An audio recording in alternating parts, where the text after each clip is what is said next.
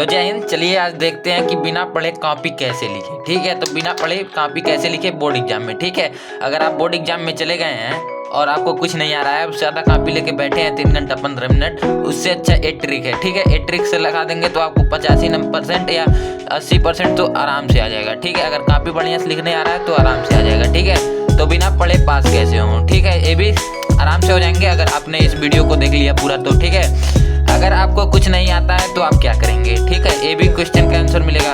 आप कॉपी में क्या लिखेंगे अगर क्वेश्चन नहीं आ रहा है। ठीक है, अगर आंसर नहीं आ रहा है तो आप कॉपी में क्या लिखेंगे, आपको कैसे लिखना है। ठीक है, पूरी जानकारी वीडियो में देखें। ठीक है, तो वीडियो को पूरा देखिए, उसके बाद जानकारी मिल जाएगी। ठीक है, और बिना पढ़े कैसे लिखे कॉपी कि 85% आराम से आ जाए। ठीक है, तो चलिए देखते हैं। ठीक है, तो चलिए वीडियो शुरू करते हैं।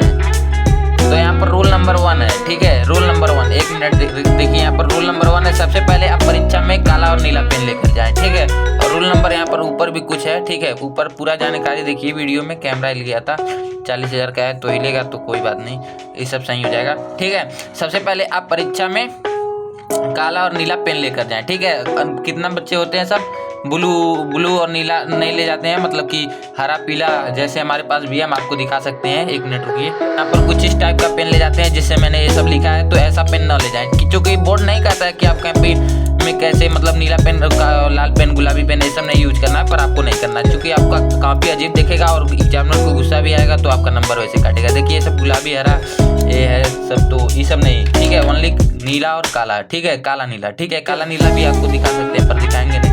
ठीक है, जाने दीजिए वो सब। और आपको पहले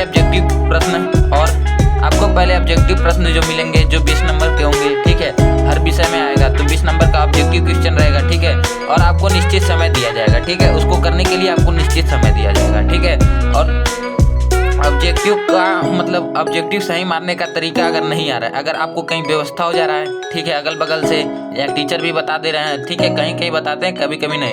ठीक है, बगल वाले से नक लीजिए। अगर कुछ भी नहीं हो रहा है तब ट्रिक बता रहे हैं। ठीक है, आपको सबसे पहले ऑब्जेक्टिव प्रश्न मिलेंगे और आपको 20 नंबर। पहले ऑब्जेक्टिव क्वेश्चन नहीं करना, पहले सब्जेक्टिव कर लीजिएगा, लिख लीजिएगा, उसके बाद ऑब्जेक्टिव। अगर ऑब्जेक्टिव का मौका मिल जा रहा है तो कर लीजिएगा, और नहीं तो नहीं मिला तो आप 95% सी गोली आ दीजिएगा। मतलब कि 3 है तो इसमें सी 2 सी कर दीजिएगा और एक आध अपने मन से जो अगर आएगा तो वो कर दीजिएगा। ठीक है, आपका आंसर पास होने के लिए बहुत है। ठीक है, तो ठीक है, इसके आगे चलिए देखते हैं। ठीक है,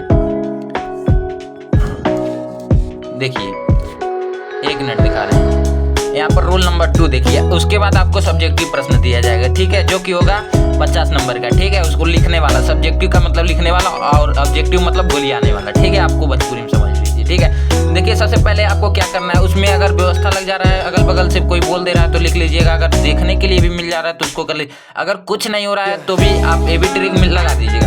फर्स्ट पेज में काट पीट नहीं लिखेंगे। ठीक है, मतलब जैसे कि आप पहला पेज में कुछ लिखे और बगल वाला दूसरा बगल वाला कुछ और दिखा रहा है तो आप पहला काटने लगे, ऐसा नहीं करिएगा, इससे बेकार लगेगा। ठीक है, आपको अच्छे और साफ राइटिंग से लिखना होगा। अगर आपका राइटिंग अच्छा भी है तो रॉन्ग आंसर पे भी अगर 6 नंबर का है तो 4 नंबर मिल जाएगा। ठीक है, तो इसलिए राइटिंग अच्छा होना चाहिए। फर्स्ट पेज में काट पीट नहीं। ठीक है, और आपको अच्छे और साफ राइटिंग में लिखना होगा। ठीक है, तो फुल नंबर मतलब 80% पाने के लिए क्या क्या करना होगा। ठीक है, अगर पढ़ा नहीं है, अगर अब से भी पढ़ लेंगे तो भी आ जाएगा, बढ़िया राइटिंग नहीं है तो भी। ठीक है, तो चलिए आगे इसके आगे देखते हैं। देखिए रूल नंबर 3, जब आपको प्रश्न पत्र मिलेगा उस समय पर आप सही जरूर पढ़ेंगे। पहले 3 घंटा 15 मिनट मिलता है ना, तो उसको 15 मिनट पढ़ने के लिए होता है और 3 घंटा लिखने के लिए। ठीक है, तो आपको 15 मिनट में अपना एक्स्ट्रा नहीं लिखना है। ठीक है, आपको पढ़ना है सही से। दो बार क्वेश्चन पेपर पढ़िएगा, उसके बाद कुछ करिएगा। ठीक है, जब आपको प्रश्न पत्र मिलेगा उस समय आप प्रश्न पत्र को सही जरूर पढ़ेंगे। ठीक है, यहाँ पर देखिए कॉपी लिखते समय आप उसमें से गलत शब्द जैसे गाना, गाली, कसम ये सब नहीं लिखना है। ठीक है, तो उसमें बोर्ड एग्जाम की कॉपी में ये सब नहीं लिखना है। अगर कुछ भी नहीं आ रहा है तो उसके आगे हम ट्रिक बता रहे हैं क्या लिखना है, पर गाना, गाली और गलत शब्द नहीं लिखना है। ठीक है, और पैसा भी नहीं डालना है। ठीक है, तो जब आपको प्रश्न पत्र मिलेगा उसको सही समय पर मतलब सही पढ़िएगा 2-3 बार। ठीक है, जब लिखते समय आप उसमें मतलब कॉपी लिखते समय उसमें गलत शब्द जैसे गाना, गाली, कसम ये सब नहीं लिखना है। ठीक है, उसके आगे चलिए देखते हैं। जब प्रश्न पत्र में कुछ न आए तब ये सब लिखना है। ठीक है, तो चलिए दिखाते हैं। तो यहाँ पर देखिए, अगर परीक्षा में कोई क्वेश्चन ना आए तो क्या करें, वही मतलब था गाने गाली लिखने से अलावा ऐसे ऐसे बहुत सारे प्रश्न होते हैं जो हमें नहीं आते हैं, ठीक है। तो इस आपकी बस मतलब डल स्टूडेंट की बात नहीं है, मतलब एकदम पिछला वर्ग की बैक बेंचर की बात नहीं है, मेडिकोर की भी, टॉपर की भी, सबको नहीं आते हैं। पर ये सब कुछ क्या लिखते हैं कि अच्छे परसेंटेज आ जाते हैं, बना के लिखते हैं तो भी आ जाते हैं, ठीक है। और अनअटेम्प्ट मतलब 0 मार्क्स, मतलब अनअटेम्प्ट मतलब खाली छोड़ के आएंगे तो आपको 0 मार्क्स मिलेगा, मतलब 0 नंबर। आप लिखेंगे ही नहीं तो नंबर कहाँ से मिलेगा, अगर लिखे रहेंगे तो जरूर कुछ ना कुछ नंबर मिलेगा, ठीक है। तो आप यहाँ पर मेडिकोर हैं चाहे डल स्टूडेंट हैं तो दोनों हैं, तो यहाँ पर अनअटेम्प्ट मतलब छोड़ के कभी मत आइएगा, ठीक है। कुछ भी लिख के आइए पर आइए, ठीक है। जो क्वेश्चन नहीं आ रहा है उसे कैसे अटेम्प्ट करें, मतलब उसको कैसे मतलब लिखें उसका आंसर, ठीक है। तो जो क्वेश्चन नहीं आ रहा है मतलब कि ज़्यादा से ज़्यादा स्कोर कर पाए, मतलब परसेंटेज आ पाए न आने वाले क्वेश्चन पे भी, ठीक है। तो कम से कम 6 में से 3 और 4 में से 2 अंक मिलेंगे, ठीक है।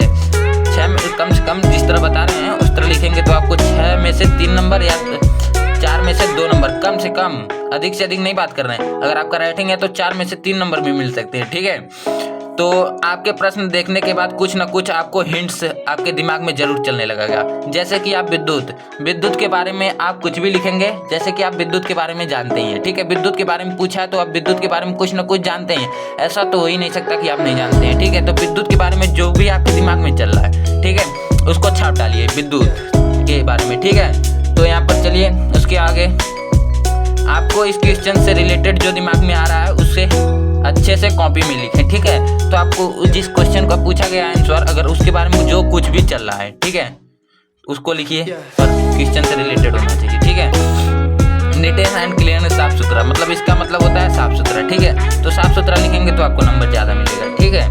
बस 2 मिनट का और वीडियो है, ठीक है। नीटनेस एंड क्लियरनेस, ठीक है, साफ सुथरा।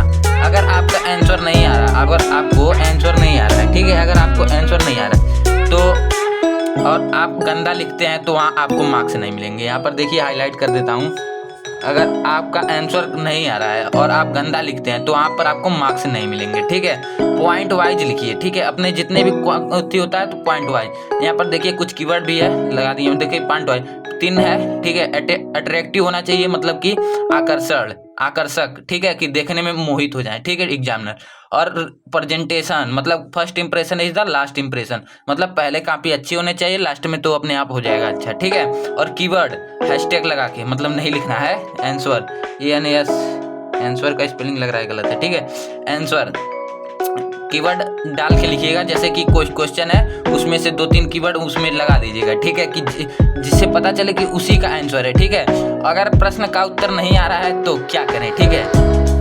तो यहाँ पर अभी हम बता रहे हैं आपको, ठीक है। देखिए पहले अरेंजमेंट नहीं करना होगा, पॉइंट आप ऊपर नीचे भी लिख सकते हैं, किसी भी ऑर्डर में लिख सकते हैं। जगह आपको क्वेश्चन ही नहीं आ रहा है तो आप करेंगे क्या, तो आप किसी भी ऑर्डर में लिख सकते हैं। अरेंजमेंट कोई मायने नहीं रखता है, पॉइंट आप किधर भी कर सकते हैं, किसी भी ऑर्डर में लिख सकते हैं। और क्वेश्चन भी कोई भी हो, आप पहला 10वां से स्टार्ट कर सकते हैं, 9वां से स्टार्ट करते हैं, उससे मायने नहीं रखता है। कितने लोग कहते हैं कि मायने रखता है, हम तो नहीं मायने रखता है, ठीक है।